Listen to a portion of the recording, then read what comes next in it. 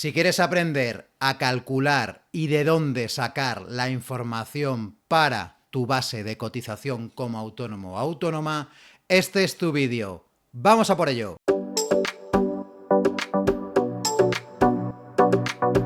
Es muy importante que sepas de dónde sacar la información y qué información tienes que tener en cuenta para calcular tu base media de cotización y decidir la opción que más te interese, y siempre tener controlado cuánto quieres cotizar y no dejarlo en manos de terceros. Así que te voy a enseñar de dónde sacar la información y cómo hacerlo. ¡Vamos a por ello! Estamos directamente en la página de la Seguridad Social.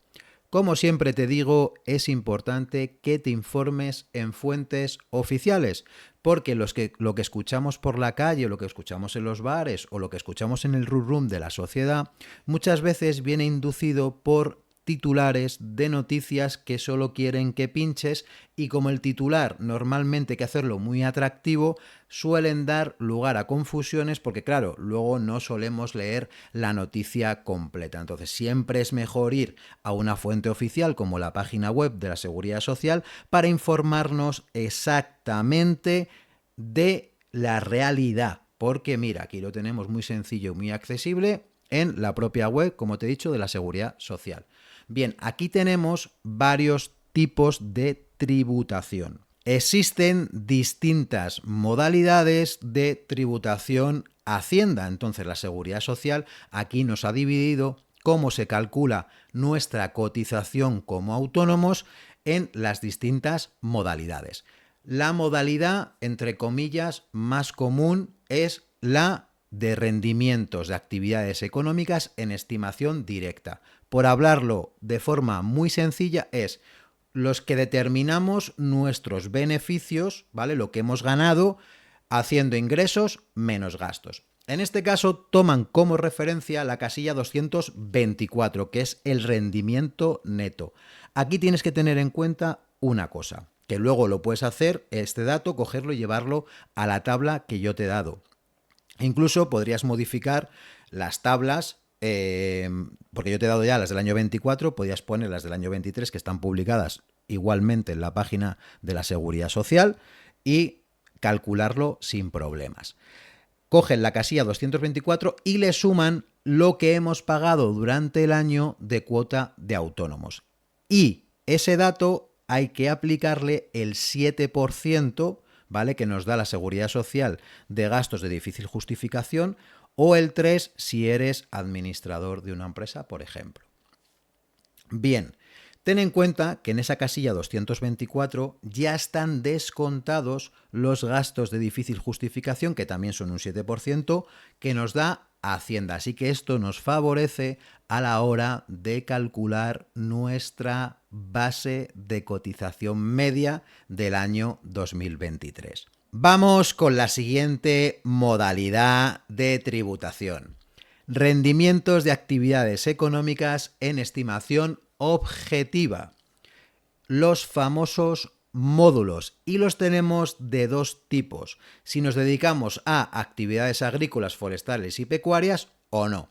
Pero la forma de determinarlo es la misma, simplemente la casilla es distinta porque se informan en lugares distintos en la declaración de la renta. Entonces, ¿qué vamos a mirar si no tengo actividades agrícolas? Pues lo mismo, el rendimiento neto previo, que sería la casilla 1465, luego le aplicaríamos el 7% de gastos de difícil justificación y con el dato que nos dé podemos hacer la media y ver en qué tramo de cotización nos corresponde tributar, en este caso, cotizar a la Seguridad Social.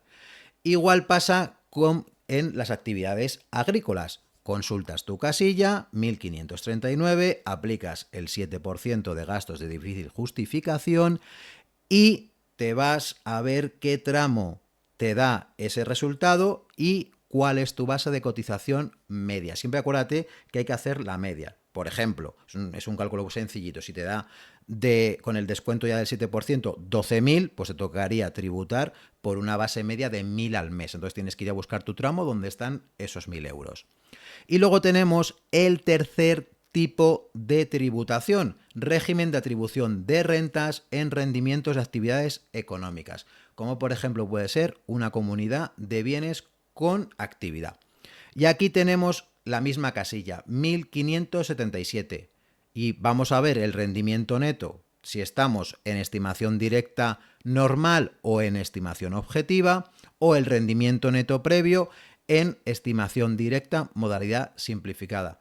No te preocupes tampoco mucho por esto porque la casilla es exactamente la misma, la 1577. Pero bueno, como te he comentado antes, no suelen cambiar nunca. Por si acaso cambiaran, sería simplemente buscar estas palabritas en la propia renta que vienen tal cual.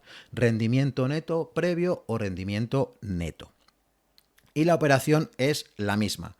Tienes que descontar a ese resultado que te dé el 7%, dividirlo entre 12 y buscar en qué tramo está ese resultado que te da.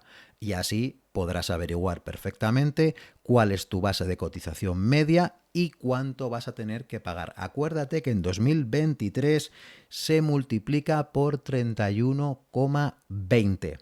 En cambio, en 2024, como te lo he dicho en el otro vídeo, se multiplica por 31,3. Tenlo en cuenta porque esto va a ir cambiando todos los años y se nos va complicando. Es muy importante que esto lo tengas controlado de forma mensual porque así evitarás sustos y disgustos cuando la Seguridad Social te diga, mira, que me tienes que pagar, tanto más dinero porque no lo has hecho anteriormente. Esto tenlo en cuenta y además siempre es importante ver cómo va tu actividad. Yo entiendo que no nos gustan los números, pero esto es fundamental. Si quieres tener un negocio, lo tienes que hacer sí o sí, porque si no vas a tener muchos problemas.